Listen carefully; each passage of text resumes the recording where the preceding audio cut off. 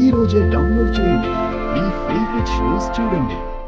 పల్లవి ఒక్కసారి లే పల్లవి, ఒక్కసారి లేమ్మా. గుండమ్మ నువ్వు ఆగమ్మా. రే చరణ్, పల్లవిని లేపరా. నీకేరా చెప్తోంది, నీ భార్యను లేవమని చెప్పు. వాడికి చెప్తారేంటి అత్తయ్య? వాడి వల్లే అవుతుంది. కన్న పేగుకు ఉన్న శక్తి కంటే ఆ 3 ముళ్ళ బంధానికున్న శక్తి చాలా ఎక్కువ. నువ్వు పిలవరా, తను లేస్తుంది.